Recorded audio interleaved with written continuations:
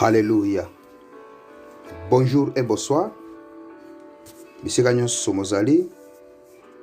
Kolonzambe a Pambola Bino. Wabino toujours pasteur évangéliste Joël Elonga. Lelo lisusu tozongi susu na enseignement na biso. Teme na biso ya lelo oyo tokokende koyokola ezali pona église. Donc teme ozali koyebisa biso église de Dieu et l'église du monde. Donc tozana église mibale. Église ya Nzambe na église ya mokili. Il fallait bana Nzambe bayeba na kozibola miso po bayeba na koyeba ke église ya malamu ezali église nini. Donc église okoyeba ngo na kati na makomi na kati na liloba ya Nzambe yango nde ekolakisa biso église. Bible ezali kolakisa biso malamu ke prophétie nyonso oyo bako yebisa yo oyeba na ko tamizengo kati na liloba ya Nzambe. Soki ekokorde na volonté ya Nzambe. Soki ekokorde na liloba ya Nzambe. Poete oyeba ke ezali message ko uta epa ya Nzambe. Lelo tokota kimozindo penza toyeba na ko prendre sikoyo po toyeba na kubungisa mate parce que bana Nzambe mingi baza na kubunga. Bana Nzambe mingi baza na posa ya kuapprocher Nzambe. Bana Nzambe mingi baza na posa ya kosambela. Bana Nzambe mingi baza na posa ya koya epai ya Christ. Mais baza komikuta ba memama na babisika oyo esengeli te poete bakende. Baza komikuta bakangami esika oyo bakoki sukobima te poete baza manipule, baza utiliser. Tokumisi Nzambe po tokota na kati. Nakumisi o papa pona tongo alelo, pona poko alelo, pona moya lelo esika nyonso bandeko bazali. Lokumu ezongela yo po toza Nzambe. Merci susu pona ko permettre journal lelo papa toyeba na ko partager susu liloba na yo koleka na nzela enseignement. Oyo Nzambe ezali kotonga bana na yo bisika na bisika. Lokumu ezongela yo. Nakiko senga mawana yo kati na moko oyo akotia lito ene pona koyoka liloba oyo. Pe makila na yo eba na ko peto la biso. Poto zala peto. Na sengi présence no kolo Nzambe e manifester kati na liloba. Pe e manifester kati na bana no bisika nyonso bakoyoka. Nakiko arrêter plan nyonso mungu na Satan. Oyo alingaka to yoka meto tia na misala te. Na détruit au nom puissance de Jésus-Christ de Nazareth. Na kangi ba porte nyonso atatasio ba attaque sataniste. Na bengani au nom puissance de Jésus-Christ de Nazareth. Na kangi banzela nyonso bisika satana kote la kapona kuiba liloba na yo kati na bana na yo. Pote eba na kobota te. Au nom puissance de Jésus-Christ de Nazareth. Na sengi gloire na yo papa ezinga ndeko esika azali. Na tango azali ko yoka liloba oyo yonde osolola na motema na ye. Poete liloba eba na ko libere. Na kombo na yo Yesu Kristo. Amen. Alléluia. Donc lelo na komema bino na au commencement de l'église. Pourquoi église ezalaki établir? Biso toka église Nzambe.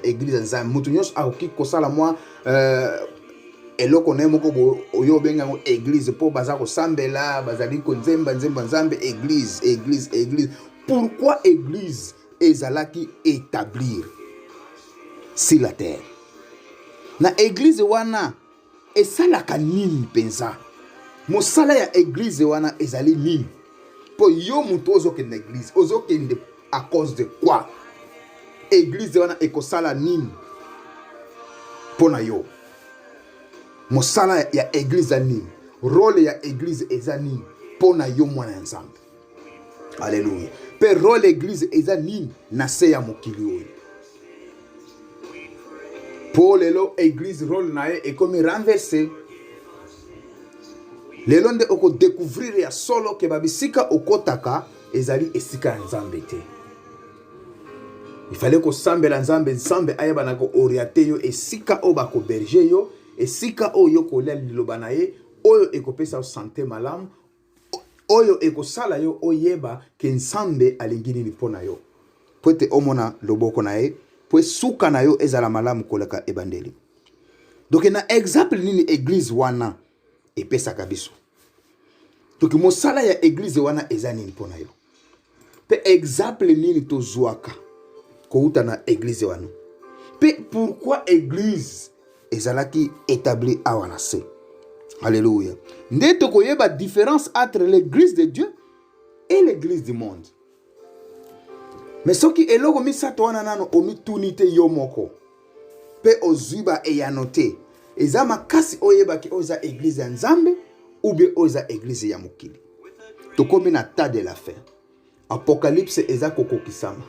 Eza lisusu te ya kobomba po eza clair po tango ekokisami. Liloba Nzambe elekaka pamba te ekokisamaka. Bible oyo tomemaka totangaka ezali makomi oyo ezalaki inspiré na Saint-Esprit kati na basali na ye. Donc makomi wana ekokisamaka kati na bomoi na biso. Siko tanga na Apocalypse soko tanga Apocalypse 13. Nyonso banda 12 nyonso tangi 13 nyonso tira na verset 14 okuta ta oyo toza nango lelo nde yango oyo ekomamaki na makomi wana. Ekomi ta 666. Donc moko somba te, moko lia te, moko mata envio te, moko za na liberté te nyonso kozala confisqué. Il fallait bino nyonso mo obéir na ordre mondial. Bazobenga nouvel ordre mondial. Bako tuba bino ba vaccin oyo ezali kati nango babiloko na bango bati poete bayeba na ko contrôler mokili. Bazongisa bino lokola ba zombie. Mais eza clair parole de Dieu ekokisami kati na bongo na biso. To komi na ta yango. Alléluia. Nde lelo oyo na ye poete na yeba na kolakisa yo ndeko. Obima kati na bobungi. To komi na ta de la feste. Tika suka na yo ezala malamu koleka ebandeli. Oyeba na comprendre ce que esika oyo ngana sanganaka eske eza église Nzambe. Esika oyo ngana kotaka eske Nzambe nde atinda ngai. Alléluia. Ce qui ont trouvé pourquoi église wana eza établi na seo pe murole église wana eza nini pona yo wana oko comprendre solo ke ezali esika oyo ke Nzambe atinda kiyo. Alléluia. Donc selon l'église de Dieu, le monde sera suivre l'église, pas l'église suivre le monde. Pourquoi le monde église eza ko suivre le monde? Alléluia. Or que le monde ne suivre l'église de Dieu. Mais pourquoi le monde, église de Dieu, est à suivre le monde? Pourquoi? Alléluia. Donc, mokili ezalakana mutute. Oyo, etalelaka. Jamais. Mais, église de Dieu, etalelaka Christ. Christ. Oyo, église Nzambe, etalelaka Christ. Mais mokili ezalaka na mutute oyo etalaka. Soki Christ aza référence na biso totala na Hébreu 13 plutôt verset 8. Yo ndeko lobi oza na kati na église Nzambe. Soki Christ aza référence na yo totala na Hébreu 13 verset 8. Hébreu 13 verset 8 et Ebisibisoboy. Jésus-Christ est le même hier, aujourd'hui et pour l'éternité.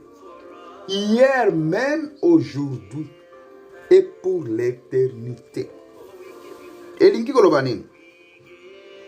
Bien que les hommes aient beaucoup à offrir, nous devons garder les yeux fixes sur Christ, notre chef suprême. Contrairement à tous les autres chefs, il ne changera jamais. Il a été et sera le même pour toujours. Alléluia. Alléluia. Dans un monde à constante mutation, nous pouvons nous appuyer sur un Seigneur immuable. Seigneur immuable. Alléluia. Alléluia. Alléluia. Donc Christ a changé kate. Azali hier, aujourd'hui et éternellement. Motika ba église constitutionnelle wana. Église institutionnelle et ça la kaba dégâts et belé. Pour être échangeaka selon la réalité na ba expérience na bango. Mais Christ a changé kate. Atika la kabele ensemble. Alléluia. Selon ba expérience na bango na ba réalité échangeaka bango. Elo moko wana yoko yebelaki awa. Christ azalité. Corps na tête et évoluaka ensemble. Poete ebotama, c'est-à-dire na ki koloba corps na tête et évoluaka ensemble. Christ c'est la tête de l'église. Mais le auto mona corps na tête ezako évoluer ensemble te. Wana est comme si sumutu. Et sumutu te. Alléluia. Pourquoi tu benga corps de Christ? Tant que corps na tête ezako évoluer ensemble. Et botama pe elongo. Et kola pe elongo. Bakufaka pe elongo.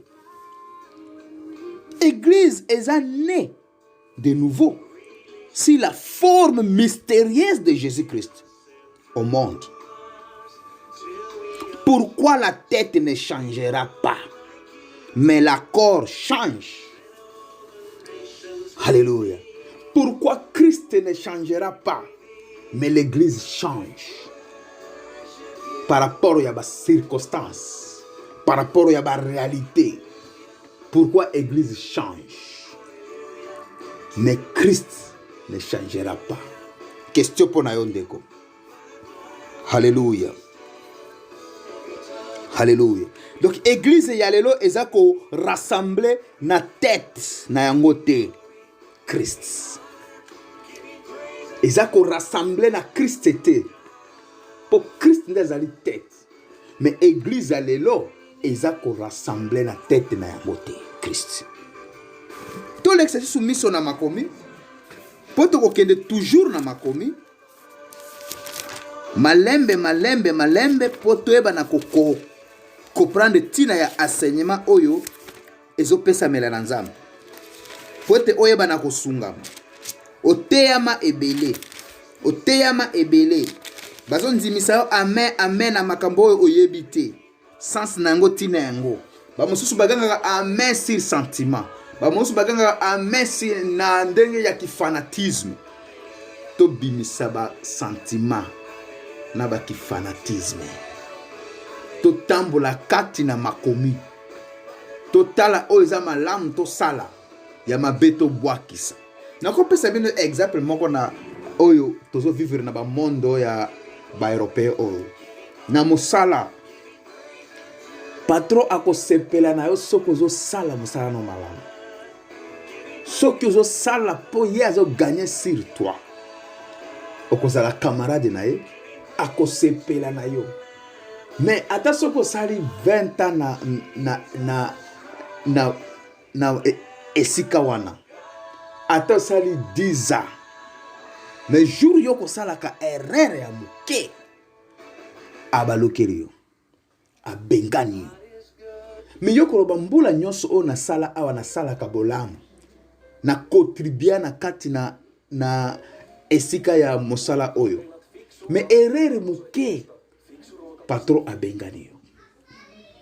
C'est-à-dire elingi kolobak ye azana intérêt na kaka ya nini ya mosala na ye. Azana intérêt na yote. Azana intérêt na yote. Ndengo soki okena ba monde ya église lelo okukutana na ba réalité wana. Okukutana na ba réalité wana. Ezama makasi po comprendre eloko ngai na zoloba. Mais tokota na makomi. Acte 10, 38. Acte 10, 38 elobini. Acte 10, 38 elobibo. Vous savez comment Dieu a déversé une onction de Saint-Esprit et de puissance sur Jésus de Nazareth, qui allait de lieu à lieu, en faisant le bien et en guérissant tous ceux qui étaient sous la domination du diable, parce que Dieu était avec lui. Alléluia. Dieu était avec lui. Christ azalaki auctionné na Saint-Esprit, puissance de Saint-Esprit, pour être akende bisika na bisika, pour asala ba bien, à guérir bato. Alléluia. Ba o nyonso bazalaki dominé na puissance ya Satan. Ba o nyonso bazalaki na kati na prison satanique. Bayeba na kozala libéré. Nde Nzambe awendraki Jésus puissance ya cet esprit. Lelo yo mosali Nzambe abengi osalela ye awendre yo puissance ya mo Saint-Esprit poete okende bisika na bisika pona kokangula bakangani pe pona kosunga ba oyo bakokete. Nde na ebandeli totunaki plutôt rôle ya église. Église wana esalaka nini? Alléluia. Ezalaki établi sur la terre. Pourquoi? Alléluia. Tokota na détail. Celui tokoti na détail et bisibiso. Dans un message aussi bref que puissant, Pierre exposait avec précision la bonne nouvelle, la vie de service parfaite de Jésus.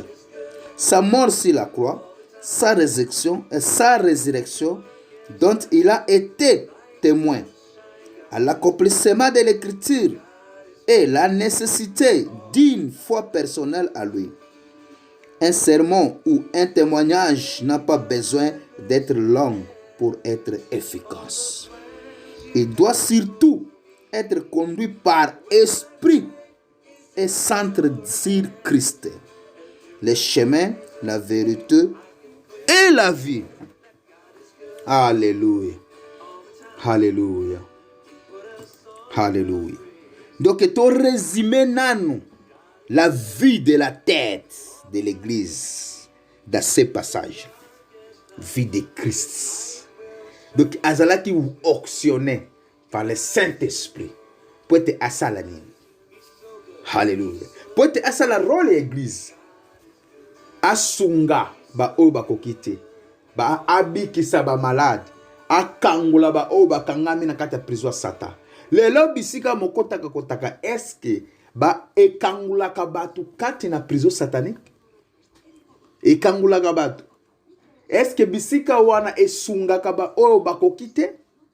Ou bien na oya mukena yo wana nde bazolinga bazwa. Bazolat so la foi. Zambe akosala. Zambe akosala. Akosala nini oyo oyebi sans yangote. Hallelujah. Hallelujah. Akosala nini oyo oyebi sans yangote. Tozonga kimolimu. Tozonga na kati ya via mabondeli. Poete na kati na mabondeli Nzambe akorevele yo. Na kati na mabondeli Nzambe ako oriate yo. Nini osala. Wapi okende te. Na kati na mabondeli okozala protégé. Okokuta na ba risque te. Oko échapper ba risque ebele tango za ko vivre vie ya mabondeli. Hallelujah. Okokosa mate tango zo vivre vie ya mabondeli. Okomona bango me bango bakomona yo te. Hallelujah. Nyonso eza na kati na mabondeli. Hallelujah. Hosanna. Hosanna. Donc, tout résumé dans nos vies à Christ, c'est la tête de l'église. A vivre à Kindengenin, a tinda maki a salanin, na acte 10:38, et l'okonini et salemaki, ba auctionna qui est auction Saint-Esprit, oui, mon ponami, mon pakolami, pour a salanin. Est-ce que lelo obiso ba saliwana? To sala kango, si auction oyo tozanango kati na biso, est-ce que to kangula ka bakangami? Est-ce que to sunga ka ba oyo bazanga? Na auction oyo tozanango lelo oyo ma église ebotama botama. Ndengo tolobi église de Dieu est l'église du monde. Alléluia. Donc, Yemoko Azalaki, ouais, du Saint-Esprit et de force. Pe akende ki esika nyonso kosala ba bien. Na ba oyo akutanaki na bango. Ça c'est la tête. Tala siko église corps du Christ. Eza rappris na Saint-Esprit. Est-ce que eza rappris na Saint-Esprit? Et kendaga bisika na bisika pona kosala ba bien na ba oyo ba kokite. Est-ce que l'église ebiki saka lisusu ba oyo bazali pris en otage par le diable? Alléluia. Toko te susu na makomi. Dans Matthieu. Dans Matthieu. Naza kote ya binote. Mais toza kotangisa. Alléluia. Dans Matthieu 9. Dans Matthieu 9. Verset 35 à 36. Et le Bible. Jésus parcourut toutes les villages et Jésus parcourut toutes les villes et les villages. Il enseignait dans les synagogues, proclamait la bonne nouvelle du royaume et guérissait toute maladie et toute infirmité. 36. À la vie des foules, il fit rappeler de compassion pour elle, car elle était blessée et abattue, comme des brebis qui n'ont pas de berger. Alléluia. Alléluia. La bonne nouvelle du royaume, c'est que le Messie promis est si longtemps attendu et a fait là. Les guérisons qu'il a accomplies attestaient la véracité de son enseignement. La réaction de compassion de Jésus face aux foules fait écho à la compassion de Dieu, souvent évoquée dans l'Ancien Testament Ézéchiel, aussi à comparer Israël à un troupeau sans berger. Sokotangna Ézéchiel 34, 5 à 6. Jésus est venu pour être ses bergers et permettre aux hommes d'échapper au piège de la vie. Alléluia. Échapper au piège de la vie. Alléluia. Alléluia. Donc, momoni na verset wana ezola kisabiso kaka tête. Il y a église. Azo manifester l'amour de Dieu. Tête. Toujours azo manifester l'amour de Dieu. Totanga lisusu na Jean. Alléluia.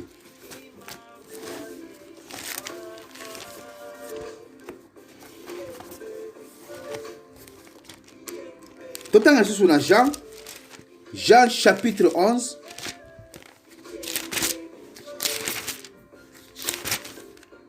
Jean chapitre 11, versets 1, 3, 4 et 5. Et le bel bisobo.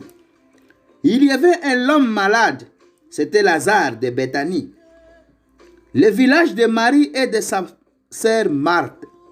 Marie était celle qui versa du parfum sur le pied du Seigneur et qui les assuyait avec ses cheveux. C'était son frère Lazare qui était malade. Les sœurs envoyeraient dire à Jésus, Seigneur, celui que tu aimes est malade.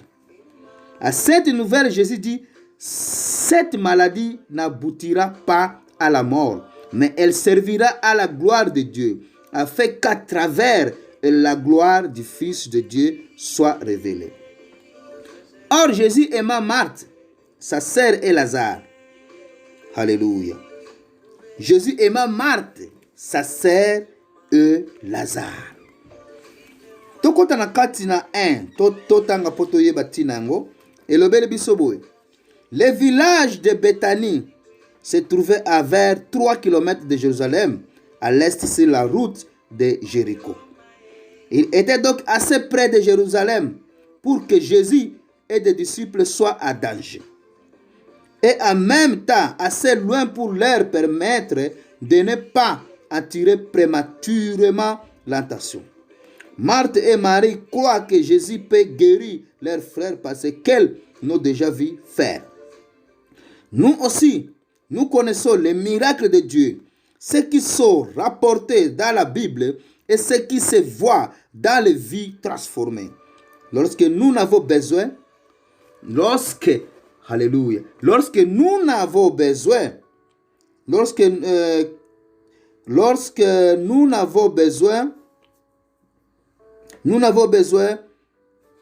lorsque nous n'avons besoin de secours exceptionnels, il peut intervenir par des moyens exceptionnels et n'insiste jamais à réclamer son assistance. Même les épreuves des croyants peuvent souligner la gloire de Dieu, car il peut changer un bien n'importe quelle situation de Dieu, Lorsque les difficultés se présentaient, faisons-nous partie de ceux qui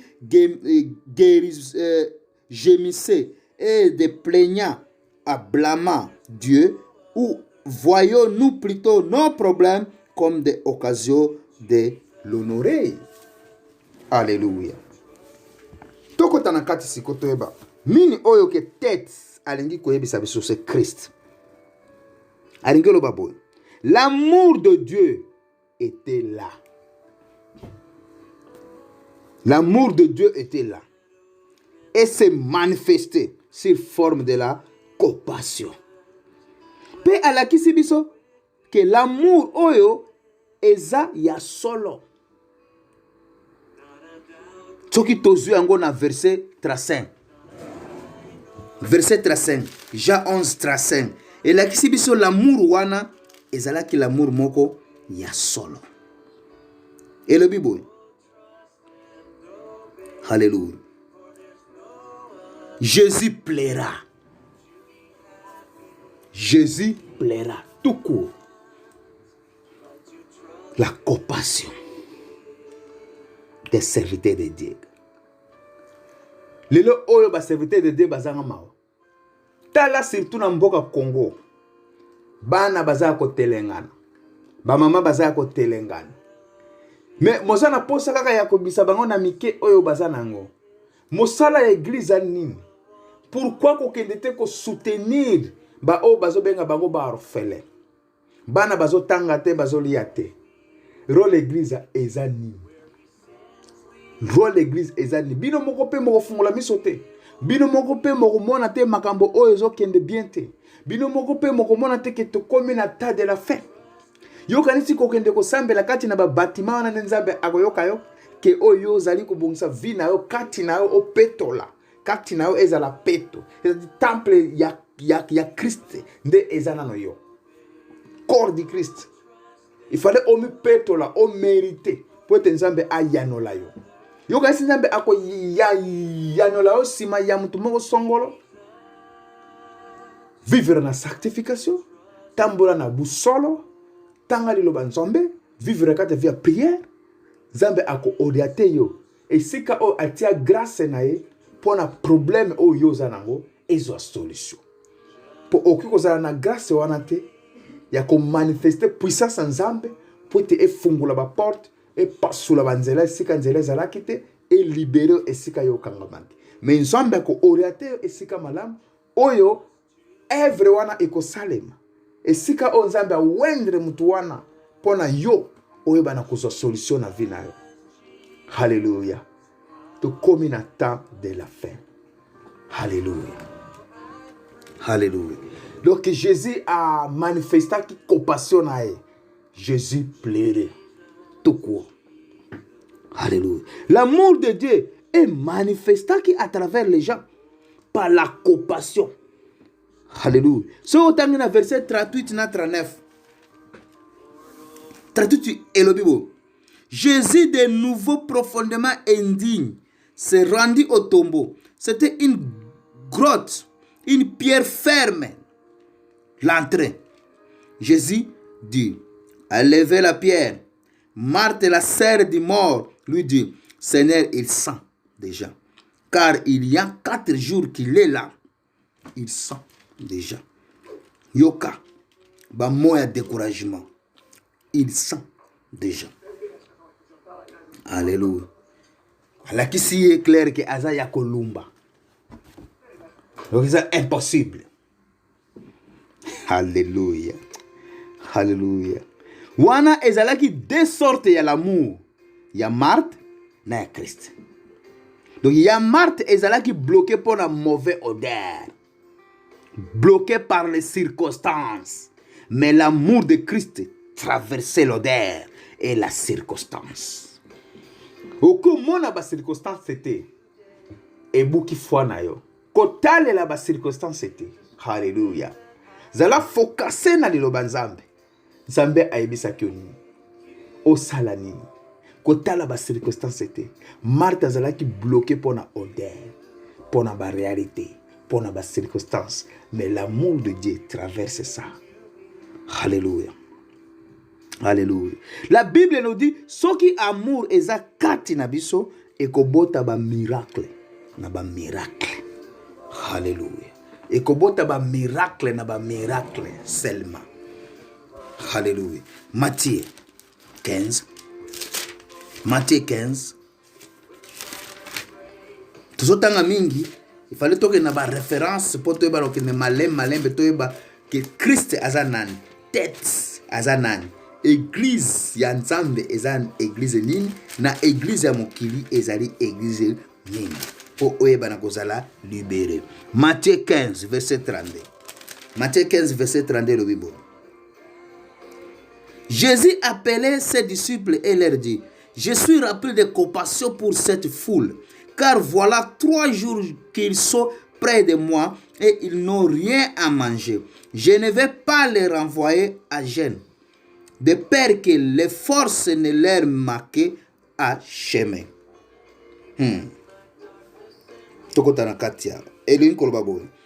Il s'agit d'un autre miracle que celui de la multiplication des pains pour 5000 hommes, décrit précédemment 14, 13, 21, dans Matthieu 8, 19 à 20. C'est le début de l'expansion du ministère de Jésus parmi les non-juifs. Azala qui rappelle na compassion pour na batouana. Est-ce que l'église alelo eza rappelle na compassion pour na baveuve? Eza rappelle na compassion pour na bafele? Eza rappelle na compassion pour na ba o bazala ba problème? Alléluia. Omitu na yo moko. Mosala ya église eza nini? Alléluia. Église etiki tête Christ. Nakati na Christ. Christ azalaki rappel na compassion. Azalaki wen pona ko sunga bao bazange. Pe pona ko libérer bao bazana kati na captivité. Bao bazali na kati na prison satanique. Est-ce que esika oyo kote laka ba action wana esalemaka, amour wana ezali? Alléluia. Alléluia. Totanga isusu na Jacques 13 34 nde toko avancer. Jacques 13 34. Jacques 13 34 le Bible.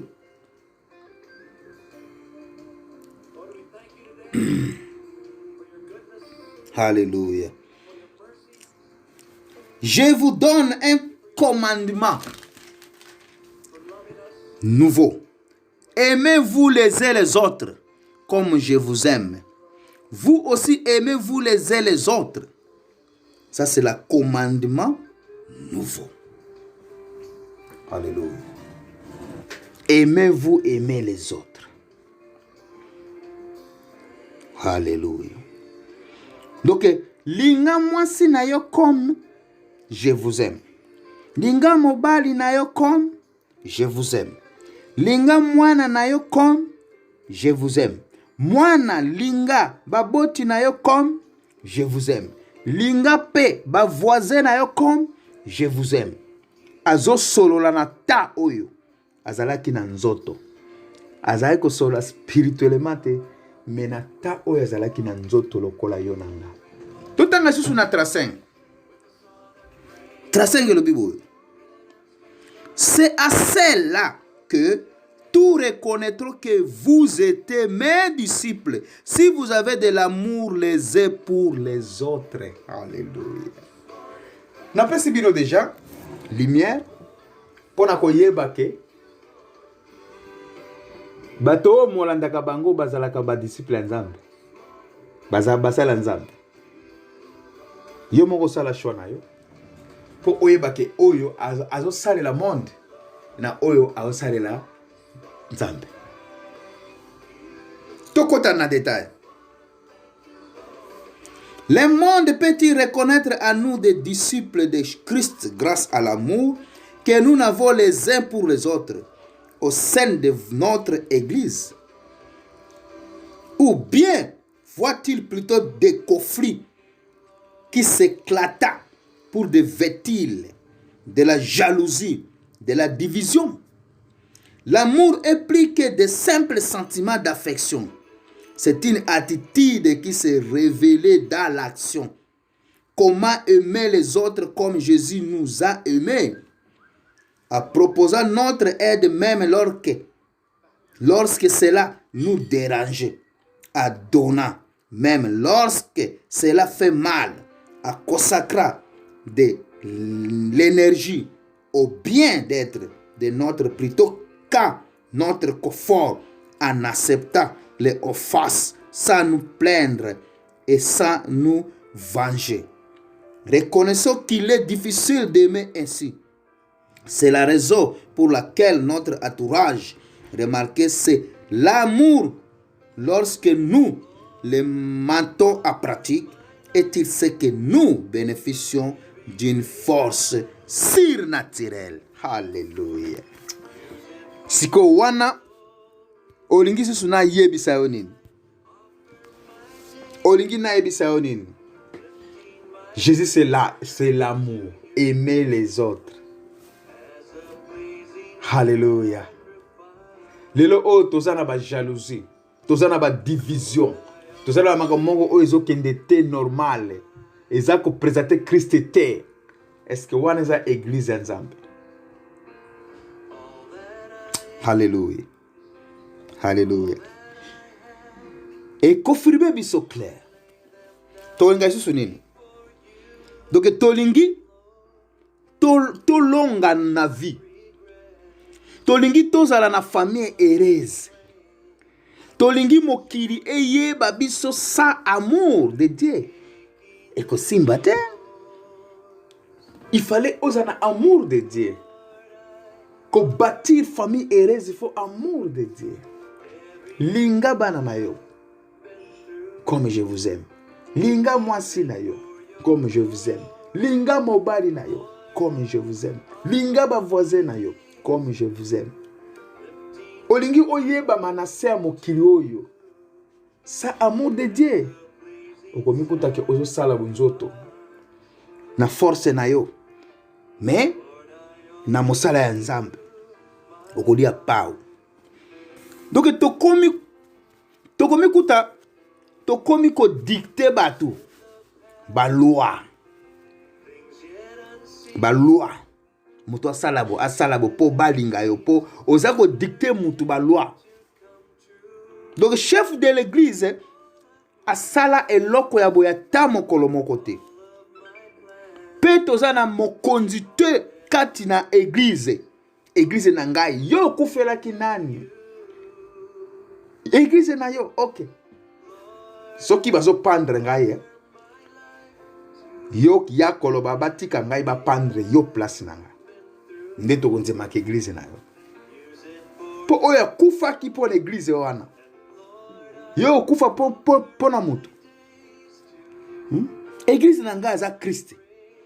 Église na ngai nabongisa nano bino esika wana bandeko na ngai. Okoki koloba église oyo Christ amandataki ngai poete na gérer. Wana que sonne bien. Mais ozolo mutu église na ngai. Église ya mutu songolo. Mais to solo la kamabe. To changer ba langage. To changer ba langage. To solo la kamabe. Et sona kamabe. Que un serviteur de Dieu est dans l'église na ye. Ah, mon frère. Mobangi saka. Alléluia. kati na église toza kaka na église moko. Mokili mobimba oyo eza église universelle. C'est l'église de Jésus-Christ. L'église de Jésus-Christ oyo a mandataki ngai pour être na gérer. Ça sonne bien. Soki église eza composée na ba croyants. Ba oyo baza né de nouveau, c'est-à-dire église wana eza liée na corps mystique de Jésus-Christ. Alléluia. Mais tant que église eza ya yo, clair, c'est église ya monde. Eza église de Dieu te. Mais yonde ko ozo yoka mutu azo sola biloko bongo. Ozo kanga na mutu bongo lolengeni. Pourquoi? Ou bien ezalaki na marque ya éducation, ou bien atanga eloko moko te concerné mosala nzambe. Ata soki otanga te, Saint-Esprit et esprit ka mutu. Saint-Esprit est ko éduquer yo. Malgré différences ezali, mais okozana éducation spirituelle. Makambo nzambe za makambo spirituel, za mystique. Alléluia. Donc pour nani l'église corps du Christ eza impacté na monde. Pour nani eza na impacté na monde. Pourquoi? Alléluia. Parce que tu diviser corps du Christ à morceau à morceau. Donc côté orthodoxe, à catholique, à évangile. Donc nde yango église ezali sous na puissance sur de morte. Pe ba kombo wana nyonso eza na Bible te. Ba orthodoxe, ba catholique. Non. Babilo musu bato balatisa mak o archbishop, o architecte. O soki euti wapi. Na Bible toza na 5 ministères de Jésus-Christ. Soki sika ozo kota ozo ka bato ba évêque, o ba archbishop, o banani, yeba que l'église du monde. Et c'est l'église d'ensemble te. Totanga ka Bible. Bible pesa mela pona mutu nyonso, nyango église de réveil. On mi se réveiller. Ma sœur, mon frère, bima ko konzama.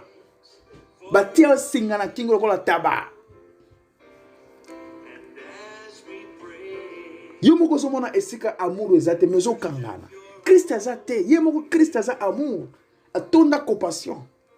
Ba verset nyonso to tangi apona ko la sabino, la tête c'est la Christ. La tête c'est Christ. L'amour c'est la compassion. Alléluia. Ezana église moko kaka, corps moko kaka, chef moko kaka. Oyo do oya abengami Jésus-Christ. Alléluia. Abengami kaka Jésus-Christ de Nazareth. Yende asova biso. Mutu moko te asova biso. Mutu nyonso aza mosumuki. Mutu nyonso aza libanda ya gloire de Dieu. Alléluia. Alléluia. C'est Jésus d'Ao. Il s'est incarné pour venir manifester son amour par le sang au croix. Pour nous racheter et faire de nous un corps, son corps. Alléluia. Oyo ezalaki Jésus. Mokolo mosusu Nzambe akopesa biso lisusu ta. Poto kota totala siko église primitive. Parce que na ebandeli totalaki question na biso zali pona église, pourquoi église ezalaki établir sur la terre, na église wana esalaka nini? Na église, na exemple nini église wana epesa biso. Mais siko tozwi sikoyo que église eza Christ, tête, asala nini, azalaki auctionné pour ete asunga bato bakokite, pe abimisa bo bakangamaki na prison ya Satan. Pe azalaki rappelé na compassion. Alléluia. Azalaki rappelé na compassion. Oh nyonso wana ezolakisa biso Christ, c'est la tête. Nzambe akopesa biso lisusu ta po tokota siko totala siko église primitive. Rôle siko ya église corps du Christ ezani. Nzambe apambola bino pona kotia matoi na bino pona koyoka enseignement oyo. Moyoka kaka te lolenge wana motiki yango eleki me motia yango na mosala. Na enseignement oyo toujours na pesa kabino ezalaka na sens nango oyo ke ekosunga vi na bino soki mozo mettre yango a pratique. Alléluia. Pe mo bosa na kate komisa abonné po na nzela ya WhatsApp toza limité. Donc momi s'abonner na nzela ya YouTube et ko permettre bisika nyonso message ekoma. Na yope esika ozu message tinda pe na bandeko bisika nyonso po baeba pe na kosungama. Ekoki kozala ndeko azana kwe moko boye oyo azokoka te kozwa ta ya koyeba na koyoka liloba Nzambe. Tango obwakeli ye message oyo o évangéliser ndeko. O semer na kati ya royaume ya Nzambe. Ezali kaka te oyo ngai na pesi nde yango, mais ope yo kopesa ndeko. Ezosala implicite kati na royaume de Dieu. Yo pe sala mosala esika yo zali na oyo yo zozwa kouta epai nanga. Pesa pe ndeko po ete ayeba na kosungama. Omi s'abonner po tango na kotia message na YouTube ekomela ombala moko ole susu na ayeba na kozwa mosala ebele po na kotindela bino. Nzambe apambola bino. Tokumisa Nzambe. Merci Seigneur. Kombone kumisama. Pona ko permettre bana na obayeba na koyeba lingomba oya malamu. Oyo kolo bako kotela. Oyo kolo bako lia bilei ya malamu. Oyo kolo eko libere bango. Oyo kolo eko présenter amour devant bango. Oyo kolo eko kambula bango na kati na prison ya munguna Satan. Sala bango grâce bisika bazali. Gloire non Nzambe zali kola bango. Puissance no kita kati na bango. Baeba na kozala libere bisika o nyonso bakanga maki. Na kombo na yo Yesu Kristo. Sala grâce likola bango. Ba o nyonso bazana na bozangi. Na ba finance. Ba o nyonso bazana na bozangi. Ya liloba. Ba o nyonso bazana na bozangi. Ya santé. Ba o nyonso bazana na bozangi. Ya makambo bele kolo Nzambe. Oye bana kobanza bango.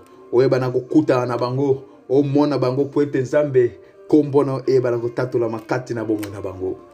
Nanga tika protection likolola moko na moko sika zali. Gloire no Nzambe zinga bandako na bango. Bana na bango bazana sena makila na yo. Ba mibali na bango bisika bazali basi na bango bisika bazali na ba misala bisika nyonso bazokende kokota. Bazana sena makila na yo. Na protéger bango contre ba épidémie, contre ba maladie. Kolo Nzambe e mona ndako na bango te. Yonde kolo longi sabano pote lobaki papa oko permettre te o nyonso Satana atelemi pote a manifester makambu na ye ekomela bana na yo te oko fungula ba porte na manzela esika bana bakolekela tika Nzambe osala grâce likola bana na yo papa bayebi te wapi bakende nini basala eza volonté na bango te eza kolinga na bango te papa poete bayeba papa na kokota kati na o étape tozo kende na kati Nzambe sala bango grâce yondo za Nzambe ba surprise ofungula ba porte besika porte zalite ndena sengi grâce likola bana papa mawana o Nzambe zalikola bango na ke papa ko senga ba protection kati na bandako na bango kimia na Nzambe za na bango ba mutuka bisika bazako tambola bisika bazako leka nyonso bazako simba ko salela na ba misala bazali kokota koleka Nzambe tika makila na papa ezinga bango lokomu na masanzo lezongelo pote za Nzambe na tike tape tika na maboko no papa Yesu Kristo tokozonga lisusu mokolo ko permettre tika Nzambe puissance ya molimo santo e manifester kati na bango poete kombo no masia etatulama na kombo no Yesu Kristo na bondeli boelonga amen. Alléluia. Merci Seigneur. Nzambe apambola bino bisika nyonso mozali pe kimia na kolo ezala na bino na kombo na Yesu Kristo. Amen.